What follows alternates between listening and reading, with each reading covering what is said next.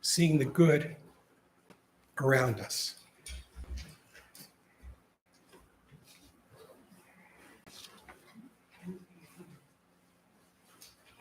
Our opening words.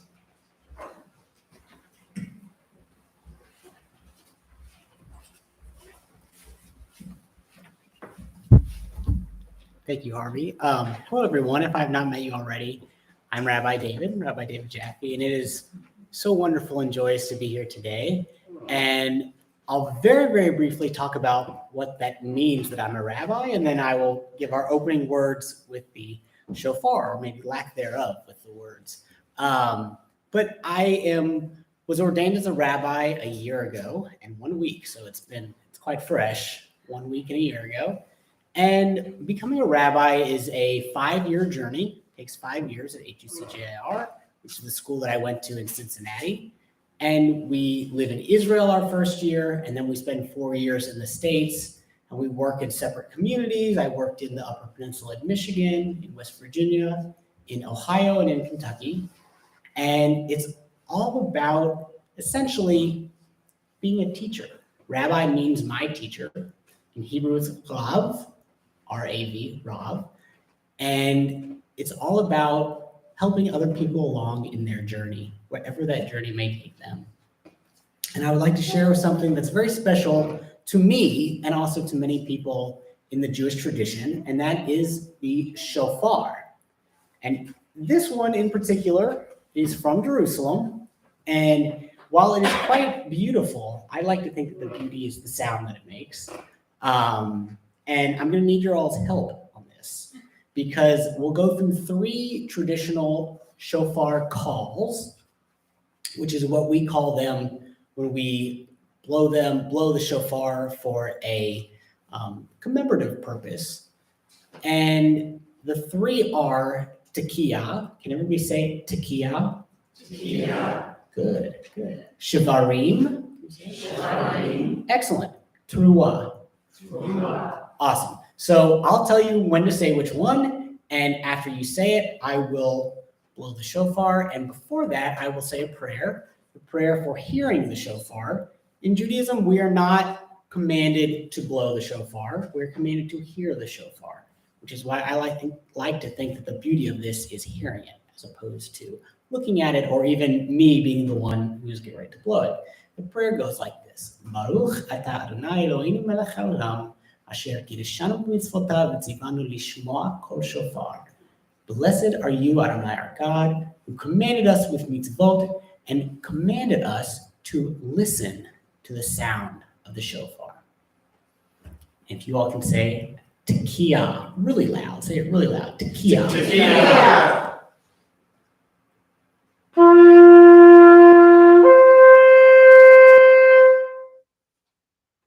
Shavarim.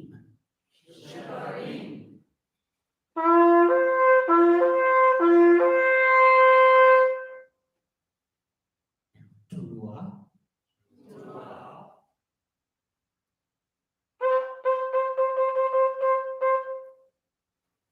One last one that I forgot to tell you earlier. This is tekiah gedolah. Tekiah gedolah. Beautiful.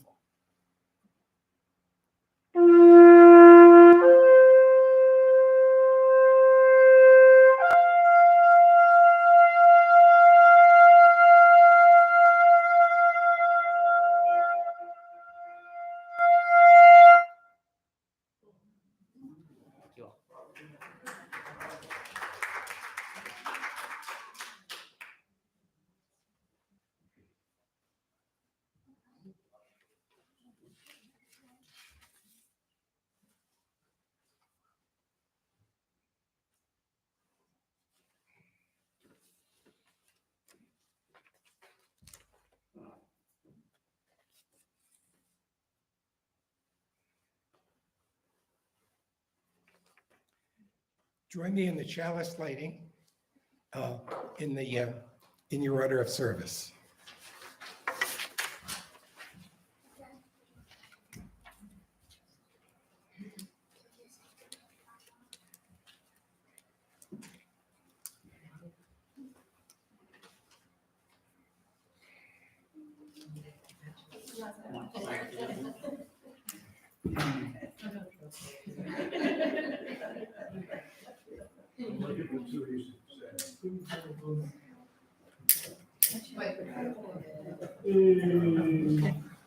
Thank you, Sandra.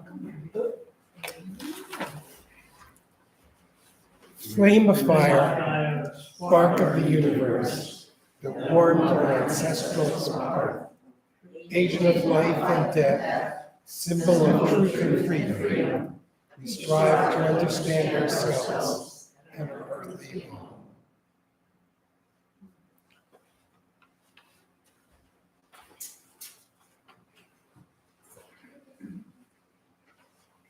Would you like to tell your story? Any kids who would like to hear the story can come up front. And stand over here. Okay, beautiful. All right, so this is cool. Is this like a one-on-one story for you here? Is it okay? Oh, good. Okay. And so this is actually perfect because in the story that I'm getting ready to tell, there's three main characters, but it can be the two of you, and then I'll kind of be the third. There's actually my brother right there. Oh, I see him. I see him. That's okay. He can be honest. He's hiding. So, I have a question for you guys. If I were to just say, like, a big water pot, you know what that is? It's a pot that boils water. Yeah, put that with water. Yeah, super simple. So this is a story called the chipped water pot. What's a chip? This is like providing a little ambiance. It's nice. Okay. So one of you all is going to be a chipped water pot, and one of you all is going to be a not chipped water pot, just a normal water pot. Okay. So this is how the story goes. Imagine yourselves, if you can, like 10,000 years, like 15,000 years. We would die. No, it's yourselves. You're yourselves, but it's just a super long time. Okay? And back then, we didn't really have sinks, that like turned on water. We didn't have sinks. You know how they got water? Pipes. Well, that's pretty smart. But like from a well, have you ever heard that? What's a well? Well, okay, good question. Would anybody out there want to like explain what a well is? We can get some audience participation. Big hole in the ground.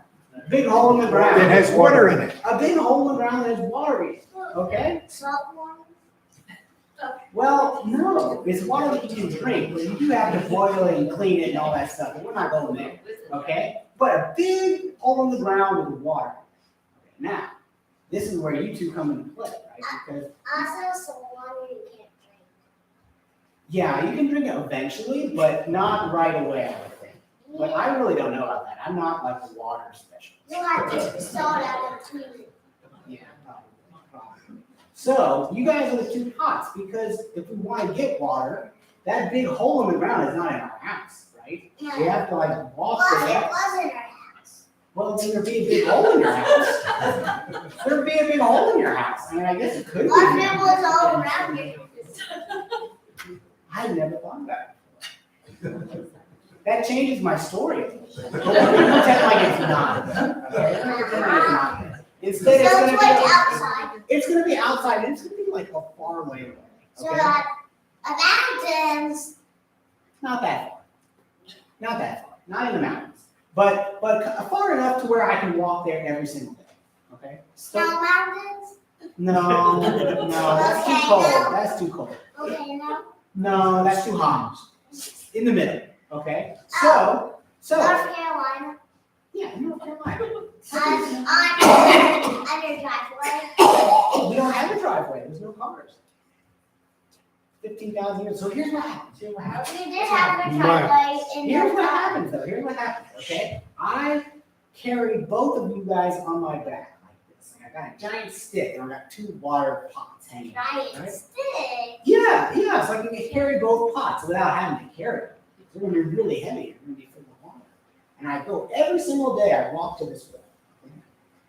But you go all the way down to that deep hole and get water, you go all the way down and you get water, and then I walk back, because that's the water that I have for the day.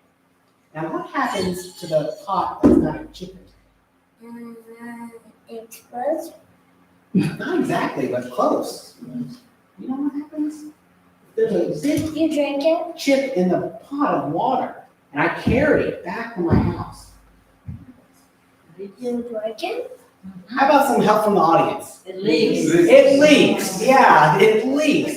Right, the water drips out. So every single day I'm walking. Like it does that from cups sometimes. Exactly, that's If you exactly don't it. twist it all the way. That's exactly it, it leaks. So every single day that I walk, I fill 2 pots up with water, and then I walk back. But one leaks, okay? And that pot that's leaking, it's very sad. And says, I wish I wasn't chipped. Right? I wish I didn't have this giant chip in my side that leaks every time, because when I go home, Like a hole in a pot. yeah, exactly. I'm not able to give my family the water they need. And the pot gets really, really sad. And one day the pot decides to tell me, because I'm in the story right now, I'm not hearing it, that the pot is sad. And I say, okay, pot with a chip in it, next time we go, I want you to look, instead of thinking about yourself and looking inside, I want you to look outside, around you. Outside, around you. Pot's pretty confused at this. And he says, okay. So we go, I dip you all the way in the well, and I dip you all the way in the well, fill up with water. One of you's got the chip in it. Just start leaking outside. And this time, the pot decides to look out. And the pot looks out, and I stop and I say, all right. Do you see what's on your side? The pot says, there's flowers everywhere. And I said, well, look at the other side. And it's just empty. And the person carrying the pot says, I knew you had a big chip in the pot. So I planted seeds every single day, and you watered them every single day. So each day that you thought you weren't doing anything and weren't bringing home any water, you're actually bringing life to all of these amazing, beautiful flowers. And this is a message, this story. This is very important. This is a message with a chip and a pot that you, Haven, what's your name again? Miles. Miles and Haven, the two of you, and everyone in this room too. You are exactly perfect as you are. We all have chips in our side. And we all have things that feel like imperfections, like we're not able to do our part. But you are exactly perfect as you are. And Haven, you are exactly as you are. And I hope that you guys remember that forever. Okay. Thank you guys.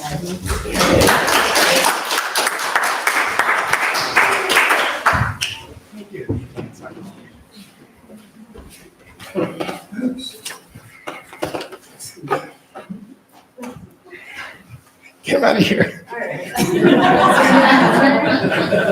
right. I'm gonna take the kids out to the classroom, and we're gonna be working on some activities. We're gonna be talking about equality and fairness and all kinds of stuff like that. Miles, do you want to help me? We're gonna transfer the fire from the chalice into our chalice, and we're gonna walk it over to our classroom. This is come on. For this? Yeah, come over here. No, we're not gonna use this one. We're gonna use this candle. So what we do is use the candle. Yeah, I'll hold it with that. There you go. And then afterwards, you can blow it out. Wow. This is. All right, maybe Haven can help. All right. Teamwork. Right? All right. I got a little started. Okay, careful. It might be hot. Yeah, we did it. All right. And so in the back of the, I didn't get an order of service today, so I'm assuming that it's on the very back of the order of service. We're going What's to it melting? The candle's melting. sing. No, it's not. Yes, it does. What do you want to sing? The candle's melting. Mike, do you want to do Spirit of Life? Or we could do Go Now Peace if you want to bring it back. Which one? Ooh, want to do? You have Spirit of Life, whatever. What was the other one? Spirit of Life and the old school Go Now Peace. I think Spirit of Life is more. Okay, we're gonna do Spirit of Life. Like stand. Now we're gonna just push it. Spirit of life, Even. We can go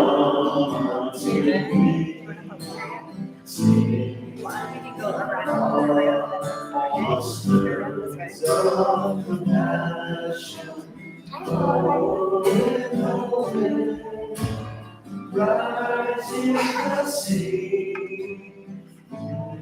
in the hand, giving light the shade of justice, roots holding close, wings set me free, Spirit of life, come to us, come to us.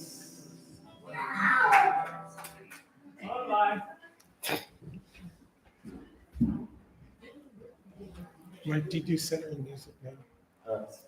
Yeah.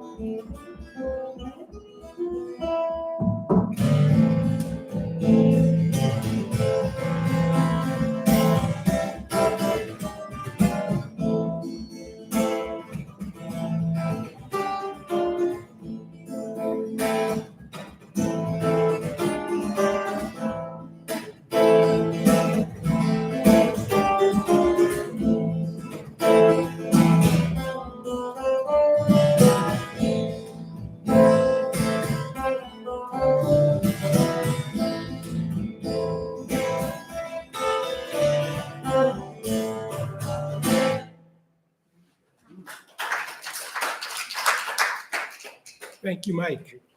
I'd like now welcome Rabbi David to our pulpit.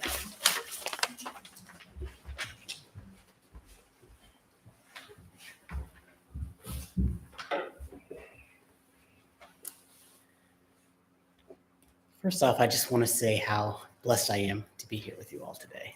This is lovely, and it's very wonderful to be welcomed into your community. So, as you heard, I said a blessing earlier. That was in Hebrew. And I want to talk a little bit about translation and how that plays into our lives and what we do. The skill and I would call it the art of translation, where we take something into one language, find its meaning, and do our best to recreate it in another language, is very challenging. In Judaism, pretty much everything we do, the translation is important because we don't speak Hebrew, at least as our mother tongue, and many of our prayers are not in Hebrew, they're in other languages as well, and we don't speak those languages either, and it can be good to know what we're saying, I would think. But sometimes things get lost in translation. Things really do get lost. There's a prayer or a blessing that we say for a loved one when they have died and we're remembering their death. Yitkadal v'yitkadash shemer rabba, b'almad divrach chirutei v'yamlich malchutei, etc., etc. And the English starts off, exalted and hallowed be God's great name, just doesn't have that feel. Yitkadal v'yitkadash shemer rabba, b'almad. There's a weightiness to it. There's a heaviness, and there's a rhythm and a heartbeat. There's a pulse. Things get lost in translation, but this is the beauty of translation in multiple languages, because things also get found in translation. And today, I want us to look at the word gratitude. The word gratitude in Hebrew is Hakarat Hatov. You guys want to try and say that? Hakarat Hatov. Beautiful. Hakarat Hatov. And this is the word for gratitude in Hebrew, yet it doesn't really translate to gratitude. A very close translation of Hakarat Hatov is recognition of what is good. Recognition of the good, which is kind of more like a definition for gratitude than a translation to meaning gratitude. And there's two particular aspects of gratitude that I want to bring to our attention. One is quite beautiful and uplifting, and one is a little challenging and presents a task for us to behold. Hakarat Hatov, recognition of the good. It means experiencing the good, seeing the good that is around us. And the beautiful part about this is there's an implication within recognition of the good. It means the good is here. The good is around us. There is good in the world. The challenging part of this is that we can only experience the good that is in this world if we ourselves seek it and we ourselves find it. It won't happen by chance. We must be intentional in our efforts to seek and to find that good. There's a little study that as a musician I personally connect with, where in 2007, people wanted to see if we could recognize beauty and good in the world around us during our busy days. So Joshua Bell, who is a violinist, played on a violin in Washington, D.C. at the subway station. He performed for 45 minutes straight. And the question was, would people notice? Would people notice him? Would they stop? Would they listen? Would they give him money? He sat with his open violin case. And for 45 minutes, it turns out people didn't notice. They didn't notice. Thousands of people walked by Joshua Bell. Approximately 50 people stopped to listen. He made $32. One person gave $20. he was performing on a $4.5 million violin.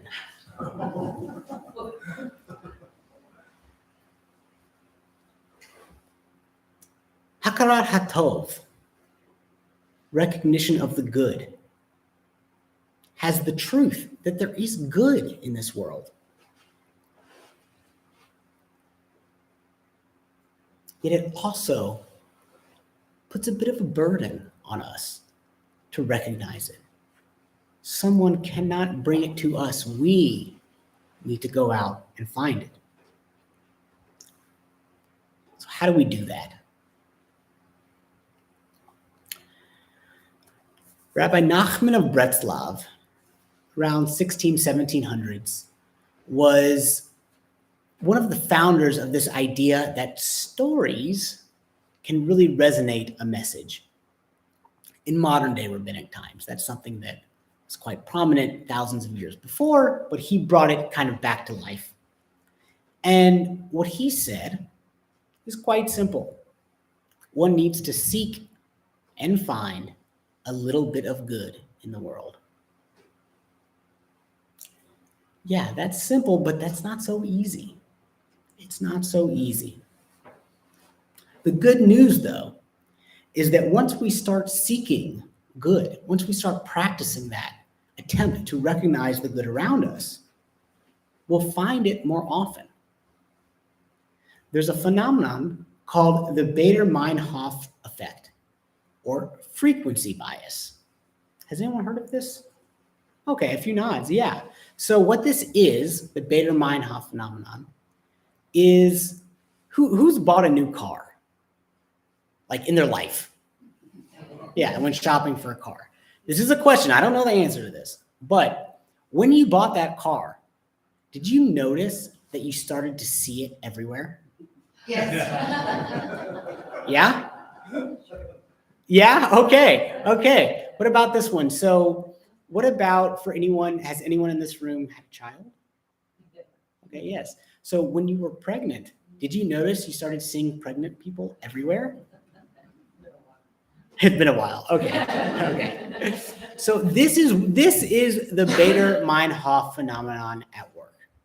And it's the thing that when something is introduced into our brain searches for it. Our brain seeks it out.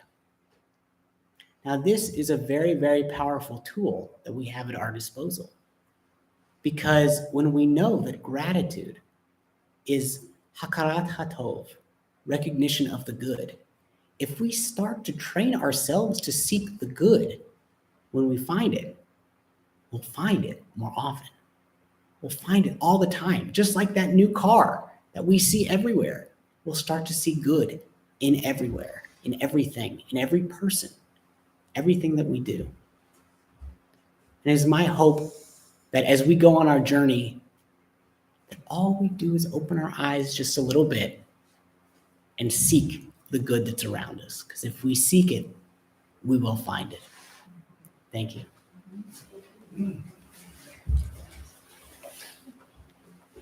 Thank you. Thanks, Harvey.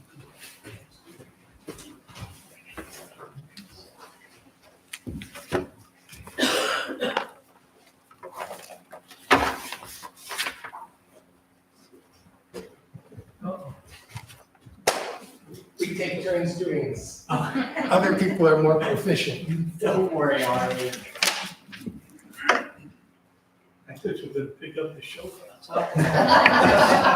So now we have what we call a talk back. So come back up. Would anyone like to make a comment about what you just heard?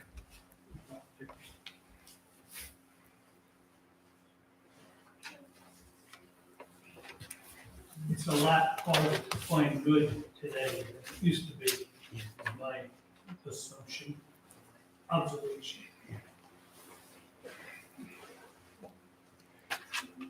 On a sympathy card that I got when my husband passed away, someone wrote, "You are going on a journey, and I hope you find and look for some beauty along the way."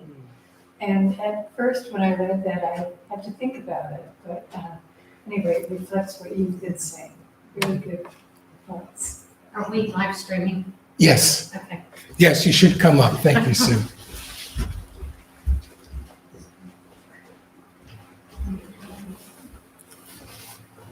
My family has experienced depression. It's genetic. We've gone through it a lot of different people and times. But one of the things that a counselor said to me at one point is to be depressed, you have to be somewhat obsessive compulsive, because you find a negative thought and then your obsession makes you think about that and dwell on it, and that continues to make you feel worse. So I think what I'm hearing here today is the opposite could be true as well. If you know, the Bible has, I can't say it exactly, but the phrase that says, you know, whatever's good, whatever's just, whatever's, you know, think on that. And, you know, that seems to be what I'm hearing him saying today. Yeah, thank you, Sue. And to respond to both other ones as well, I'm sorry, Natalie and then Abe? Eddie. Yeah, you know, it's not so easy, right? It's not easy to find that good, and it does make us think a little bit. And Sue, you know, depression is not an easy thing, right? That's as challenging as it can be. And, you know, what I'm suggesting that we all go out and seek the good is really not so easy when you're battling depression, something very challenging.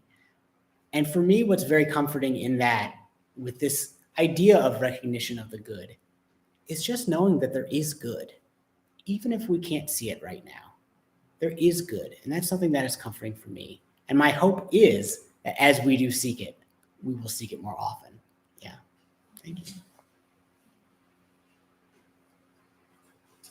Come on up, Mike. This is just a little quip. It's not really anything, but just what you were saying. I was in my old band in New Jersey. My partner used to say 45. I'm like, what does that mean? He goes, it will follow you.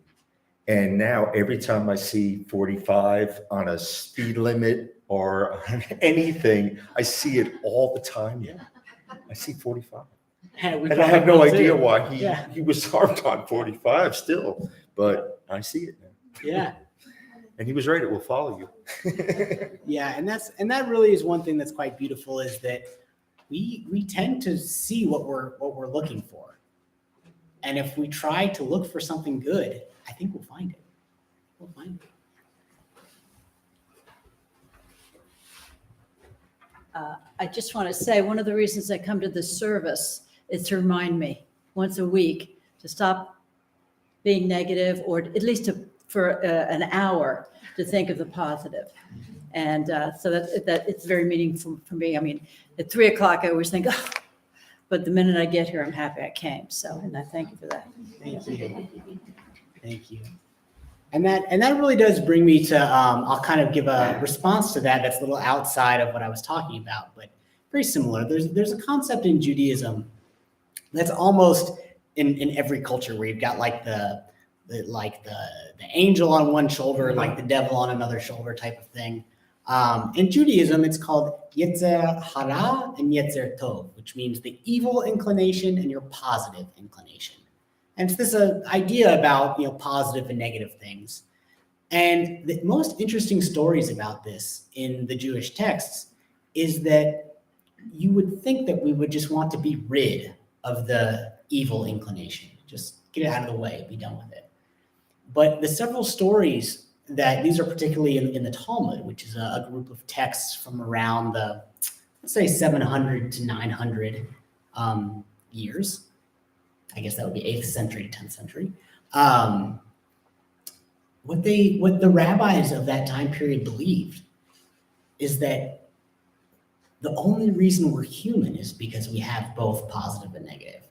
And that if we were to discard the negative, our world essentially would be gone. We would be extinct.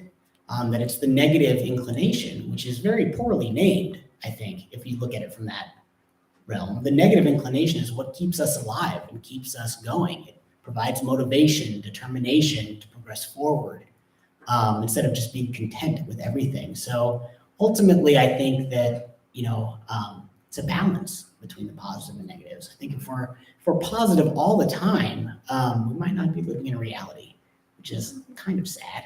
But it's wonderful knowing that you have a place to step out and find something positive, and that's beautiful. That's beautiful. Without positives or Come on up, negatives, we George. have no stable atoms. Oh, that's great. Yeah. That's great. Yeah.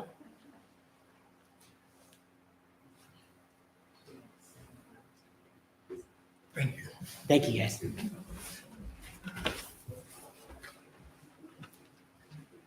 do have one more question. What animal did your beautiful horn come from? Ah, wonderful. So traditionally, shofars are from a ram, a ram's horn. This one specifically, I really don't know. To be honest. Traditionally, they're from a ram. This one's not from a ram. A ram's horn would not be that big. But as for specifics, I don't know. I bought it. Has anyone ever been to Israel or Jerusalem? A few people. So in Jerusalem, you can find a shofar everywhere. They're like in trash bins on the side of the road. They're like just everywhere. And for me picking this one out, I probably tried at least 200 or 300 different ones to find this one. And when I found it, I asked the people information, just did it. They had no idea. But it connected with me, so I went for it. Yeah. What was it about it, the sound? The sound? That's the name. Yeah, I was looking for a sound that I wanted.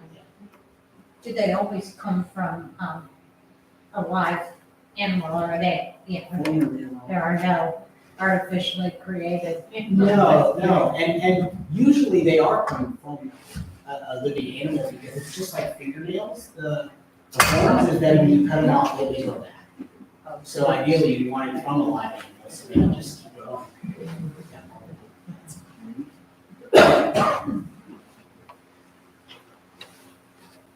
Speaking of negative, my equipment's trying to kill me today. The guitar stand doesn't want to give up the guitar. And also, if you want to stave off depression, don't watch the news. This is a song I wrote not that long ago. I actually wrote it around the holidays, around Hanukkah. So I thought there was not really many good Hanukkah songs that are known. There's plenty, but not that well known. This is well known, but maybe you'll sing it later if you hear it in your head. Light the world around you, let your heart be free. Light the world around you, so everyone can see. Light the world around you, let your spirit flow. Light the world around you, so everyone will know. I heard the wave come crashing on the tranquil shore. It reached the levee and it rolled up to my door. A wounded man arrived, his face had turned to white. I lit a fire and it burned out through the night. Oh, light the world around you, let your heart be free. Light the world around you, so everyone can see. He said a rich man turned from his golden gate and left his only child locked inside a crate. I saw a crowd of people turn their head away. I feel sorrow, and the light had left the day. Oh, light the world around you, let your spirit flow. Light the world around you, so everyone can know. Light the world around you, let your heart be free. Light the world around you, so everyone can see.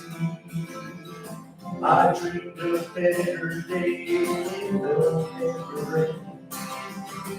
all filled with rainbows and love that had no end. Like the world around you, let your heart be free. Like the world around you, so everyone can see. Oh, like the world around you, let your spirit flow. Like the world around you, so everyone can know.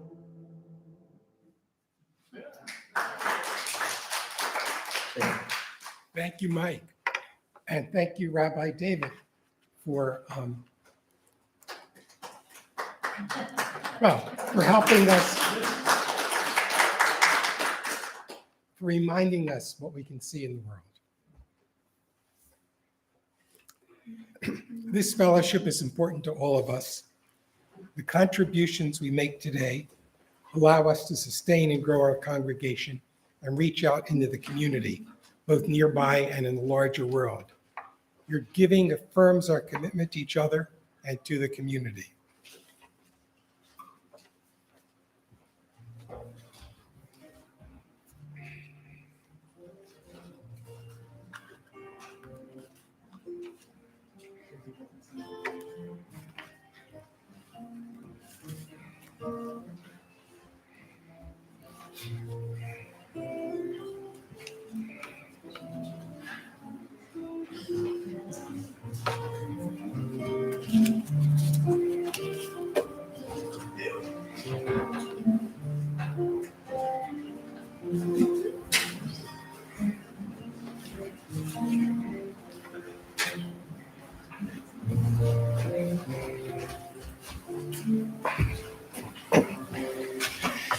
With grateful hearts, we receive these gifts. May they encourage us to live lives of integrity, compassion, and peace, and to seek the good around us. Please look at your order of service for the announcements.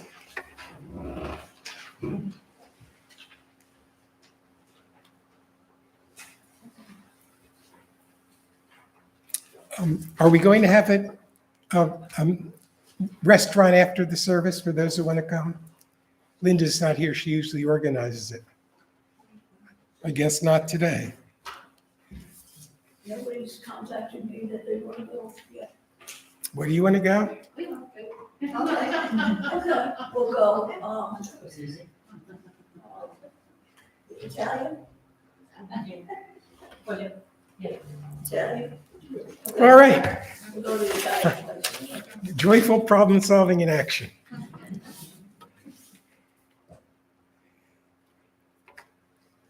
We're now going to do the closing song, 392, in the order of service.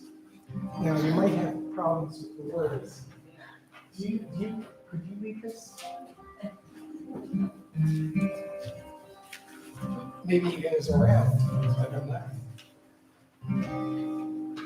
I use a little too.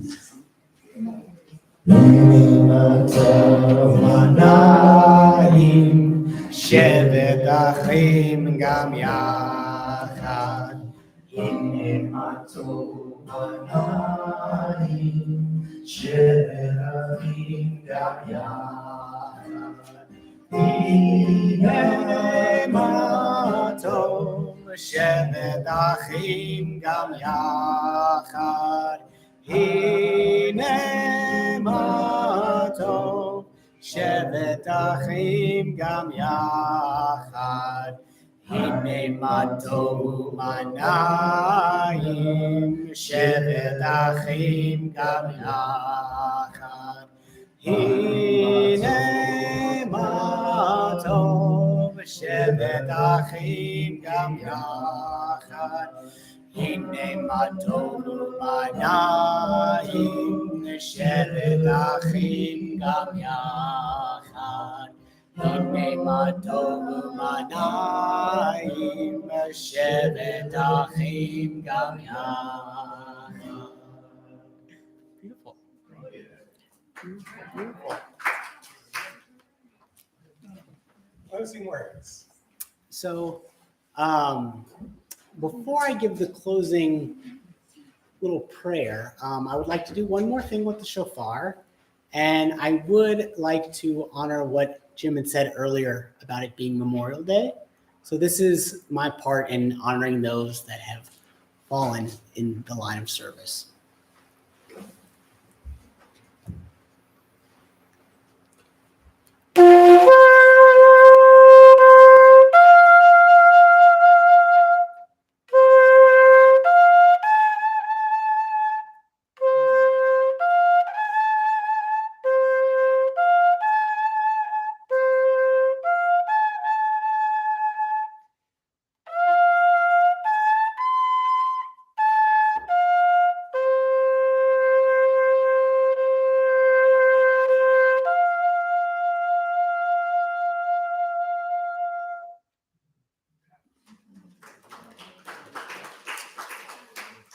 And for the closing words, I would like to say a prayer, and then I'll say what it means. Baruch atah Adonai Eloheinu melech haolam, she'achayanu v'kiyamanu v'higiyanu lazman hazeh.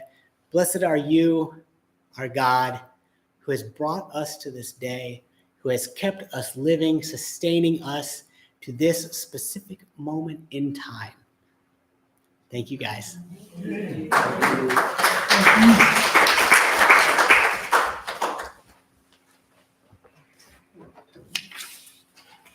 We're now going to extinguish the chalice. And if we read together in the order of service. We extinguish this chalice, but not the light of truth, the warmth of community, or the fire of commitment. These we carry in our hearts until we meet again. Go out and find the good in the world. What?